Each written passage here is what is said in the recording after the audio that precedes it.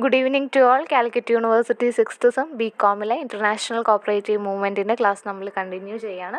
അപ്പോൾ കഴിഞ്ഞ ക്ലാസ്സിൽ നമ്മൾ കോപ്പറേറ്റീവ് മൂവ്മെൻറ്റ് ഇൻ ബ്രിട്ടൻ ആയിരുന്നു പറഞ്ഞിട്ടുണ്ടായിരുന്നത്. ഇത് cooperative movement in Germany. Okay, അപ്പോൾ ഇതിൽ നമുക്ക് മെയിനായിട്ട് 1-2 കാര്യങ്ങളാണ് പറയാനുള്ളത്. സ്കൂൾസ് ഡെലിസും അതുപോലെ തന്നെ റൈഫിസൺ മോഡൽ. ഓക്കെ, അപ്പോൾ നമുക്ക് ജസ്റ്റ് ഒരു ഇൻട്രൊഡക്ഷൻ പറയാം.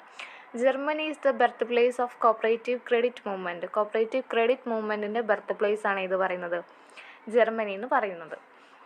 അതുപോലെ തന്നെ Germany is the birth place of cooperative urban banks. Cooperative urban ബാങ്ക്സിൻ്റെ ബർത്ത് പ്ലേസ് ഏത് തന്നെയാണ്? ജർമ്മനി തന്നെയാണ്. Schulze Delitzsch and FW Raiffeisen are called pioneers of the cooperative credit societies. Schulze ഡെലിറ്റ്സും അതുപോലെ തന്നെ FW റൈഫിസണുമാണ് ജർമ്മനിയിലെ കോപ്പറേറ്റീവ് ക്രെഡിറ്റ് സൊസൈറ്റീസിലെ പൈനിയേഴ്സ് ആയിട്ട് അറിയപ്പെടുന്നത്. ഓക്കെ, അപ്പോൾ അതിൽ ഫസ്റ്റ് പറയുന്നതാണ് സ്കൂൾസ് ഡെലിറ്റ്സ്. അപ്പോൾ അദ്ദേഹത്തിൻ്റെ ഒരു പ്രൊഫൈൽ ഇവിടെ കൊടുത്തിട്ടുണ്ട്. പിന്നെ അതിൻ്റെ ഫീച്ചേഴ്സാണ് പറയുന്നത്. ഓക്കെ, അപ്പോൾ സ്കൂൾ ഡെലിറ്റ്സ് എന്താ ചെയ്തതെന്ന് വെച്ചാൽ, he wanted to improve economic condition of people. അതായത് അവിടുത്തെ ജനങ്ങളുടെ എക്കോണമിക് കണ്ടീഷൻ ഇമ്പ്രൂവ് ചെയ്യാന്നുള്ളതായിരുന്നു സ്കൂൾ ഡെലിറ്റ്സിന് വേണ്ടത്. ഓക്കെ, അതിന് വേണ്ടിയിട്ട് he understood that self help and mutual help were superior to charity help. അതായത് സെൽഫ് ഹെൽപ്പ് ആൻഡ് മ്യൂച്വൽ ഹെൽപ്പാണ് ഈ എക്കോണമിക് അവിടുത്തെ പ്യൂപ്പിൾസിൻ്റെ എക്കോണമിക് കണ്ടീഷൻ ഇമ്പ്രൂവ് ചെയ്യാൻ വേണ്ടി നല്ലത്. അങ്ങനെ അദ്ദേഹം he decide to set up a credit society on the basis of the cooperative principles. അതിന് വേണ്ടിയിട്ട് കോപ്പറേറ്റീവ് പ്രിൻസിപ്പിൾസിൻ്റെ ബേസിൽ അദ്ദേഹം ഒരു ക്രെഡിറ്റ് സൊസൈറ്റി സെറ്റപ്പ് ചെയ്തു. അപ്പോൾ അത്തരത്തിലുള്ള ബാങ്ക്സിൻ്റെ, അതായത് അത്തരത്തിലുള്ള സൊസൈറ്റി, പിന്നെ അതുപോലെ തന്നെ അദ്ദേഹം ചെയ്തിട്ടുള്ളതാണ് another popular banks in Germany started by Schulze and thus banks served namely small traders, artisans and other middle class peoples. Small ട്രേഡേഴ്സിന്, artisans and other middle class പീപ്പിൾസിനൊക്കെ വേണ്ടിയിട്ട് അദ്ദേഹം ബാങ്കുകൾ സ്റ്റാർട്ട് ചെയ്തിട്ടുണ്ട്. അതാണ്. പിന്നെ ഫീച്ചേഴ്സ് ഓഫ് സ്കൂൾ ഡെലിറ്റ്സ് ബാങ്കിൻ്റെ ഫീച്ചേഴ്സാണ് നമുക്കിവിടെ കൊടുത്തിട്ടുള്ളത്. ഇത് നിങ്ങൾ ഫീച്ചേഴ്സ് ചോദിച്ചു കഴിഞ്ഞാൽ ഇങ്ങനെ പോയിൻ്റ് എഴുതിയാൽ മാത്രം പോരാ, ജസ്റ്റ് എക്സ്പ്ലെയിൻ ചെയ്യുന്നത് നല്ലതായിരിക്കും. ഓക്കെ, അപ്പോൾ സ്കൂൾ ഡെലിറ്റ്സിൻ്റെ മെയിൻ ഒബ്ജക്ട്സ് എന്ന് പറയുന്നത് എന്തായിരുന്നു? To provide cheap credit to members who living in town. അതായത് ടൗണിൽ താമസിക്കുന്നവർക്ക് ചീപ്പ് ഇതിലായിട്ട് ക്രെഡിറ്റ് പ്രൊവൈഡ് ചെയ്യുക, അതായത് ലോൺസ് കൊടുക്കുക. അതാണ് അതിൻ്റെ മെയിൻ ഫീച്ചേഴ്സിൽ മെയിനായിട്ട് പറയുന്നത്. പിന്നെ ഏരിയ ഓഫ് ഓപ്പറേഷൻ എന്ന് പറയുന്നത് എങ്ങനെയായിരുന്നു? വൈഡായിരുന്നു. ഒരു ഹോൾ ടൗൺ, അതാണ് ഏരിയ ഓഫ് ഓപ്പറേഷൻ്റെ കേസിൽ പറയുന്നത്. ഓക്കെ, അതുപോലെ തന്നെ വാല്യൂ ഓഫ് ഷെയർ എന്ന് പറയുന്നത് വളരെ ഹൈ ആയിരുന്നു. അതായത് 15 പൗണ്ട്, 15 പൗണ്ടായിരുന്നു ഒരു ഷെയറിൻ്റെ പ്രൈസ് എന്ന് പറയുന്നത്. ലയബിലിറ്റി എന്ന് പറയുമ്പോൾ ലിമിറ്റഡ് ലയബിലിറ്റിയാണ് കേട്ടോ. പിന്നെ നേച്ചർ ഓഫ് ലോൺ എന്ന് പറയുന്നത് ഷോർട്ട് പീരിയഡിലോട്ടാണ് അവരെന്ത് ചെയ്യുന്നത്? ലോണ് ഗ്രാൻഡ് ചെയ്യുന്നത്. ഷോർട്ട് പീരീഡ് എന്ന് പറയുമ്പോൾ 3 months. ഓക്കെ, അതുപോലെ തന്നെ റിസർവ് ഫണ്ട് നോട്ട് ഇൻസിസ്റ്റഡ് ആണ്. ഡിവിഡൻറ്റ് എന്ന് പറയുമ്പോൾ ഹൈ റേറ്റ് ഓഫ് ഡിവിഡൻ്റ് ആണ്, 20%. പിന്നെ മാനേജ്മെൻറ്റ് എന്ന് പറയുമ്പോൾ എങ്ങനെയാണ് അവിടെ ഉണ്ടായിരുന്നത്? മാനേജ്മെൻറ്റ് വാസ് പെയ്ഡ് ആണ്. The board of management consisting of 3 members who were elected by general body. Okay, ഇത്രയാണ് സ്കൂൾസ് ഓഫ് ബാങ്കിൽ അതിൻ്റെ ഫീച്ചേഴ്സ് പറയുന്നത്. പിന്നെ നെക്സ്റ്റ് പറയുന്നതാണ് FW റൈഫിസൺ. FW റൈഫിസൻ്റെ ഒരു പ്രൊഫൈൽ അവിടെ കൊടുത്തിട്ടുണ്ട്. അദ്ദേഹം എന്താ ചെയ്തതെന്ന് വെച്ചാൽ, he founded a cooperative society for the distribution of bread and potatoes to the poor. അതായത് അദ്ദേഹം ഒരു കോപ്പറേറ്റീവ് സൊസൈറ്റി ഫോം ചെയ്തു. എന്തിനു വേണ്ടിയിട്ട്? ബ്രെഡും അതുപോലെ തന്നെ പൊട്ടാറ്റോസും ഒക്കെ പാവപ്പെട്ടവർക്ക് ഡിസ്ട്രിബ്യൂട്ട് ചെയ്യുന്നതിന് വേണ്ടിയിട്ട്. അതും ഇതുപോലെ തന്നെ നമ്മുടെ ഫ്രണ്ട്ലി സൊസൈറ്റീസിനെ പോലെ അധികം but did not last long, ഒരുപാട് കാലം നീണ്ടു നിന്നില്ല.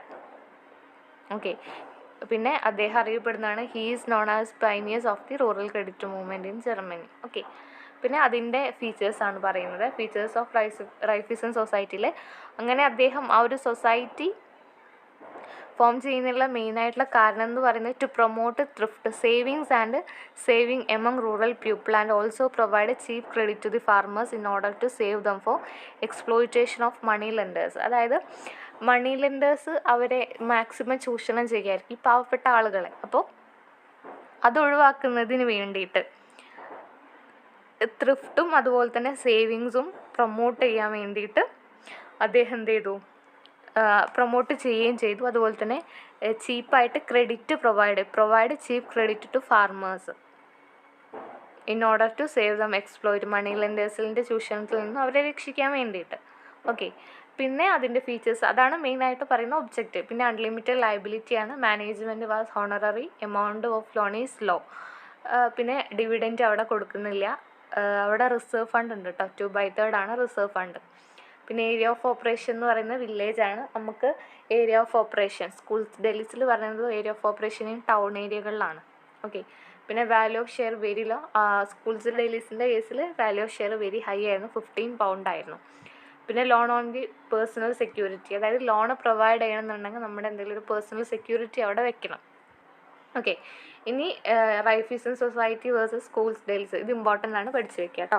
അതായത് റൈഫീസൺ റൂറൽ ഏരിയാസ് ആയിരുന്നു, സ്കൂൾ ഡൽഹിസ് എവിടെയായിരുന്നു, അർബൻ ഏരിയാസിലായിരുന്നു.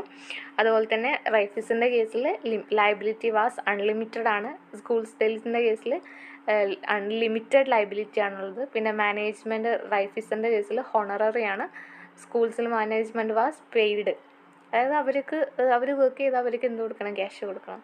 പിന്നെ റൈഫീസിൻ്റെ കേസിൽ മെമ്പർഷിപ്പ് വാസ് ഓപ്പൺ ടു ഫാർമേഴ്സിന്. പിന്നെ സ്കൂൾസ് ഡൽഹിസിൻ്റെ കേസിൽ membership was open to small traders and middle class.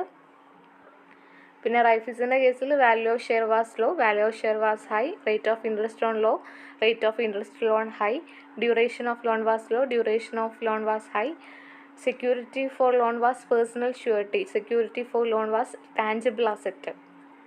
No dividend was given. ഇവിടെ റൈഫീസിൻ്റെ കേസിൽ ഡിവിഡൻറ്റ് ഒന്നും പ്രൊവൈഡ് ചെയ്യുന്നില്ല, എന്നാൽ സ്കൂൾസിൻ്റെ കേസിൽ rate of dividend was high.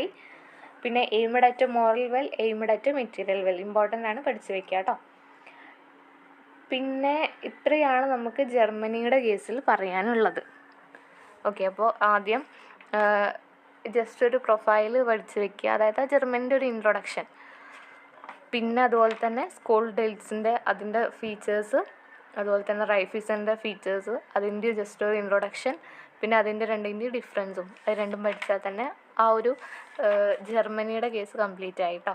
ഇനി നമുക്ക് നെക്സ്റ്റ് നോക്കാനുള്ളത് ഡെൻമാർക്കാണ്. അത് നമുക്ക് നെക്സ്റ്റ് വീഡിയോ ആയിട്ട് അപ്ലോഡ് ചെയ്യാം. ഓക്കെ, അപ്പോൾ ഇത്രയും പറഞ്ഞതിൽ വല്ല ഡൗട്ട്സ് ഉണ്ടെങ്കിൽ കമൻറ്റ് ചെയ്യുക. നിങ്ങൾ നിങ്ങളുടെ ഫ്രണ്ട്സിനൊക്കെ ഷെയർ ചെയ്ത് കൊടുക്കുക. Thank you.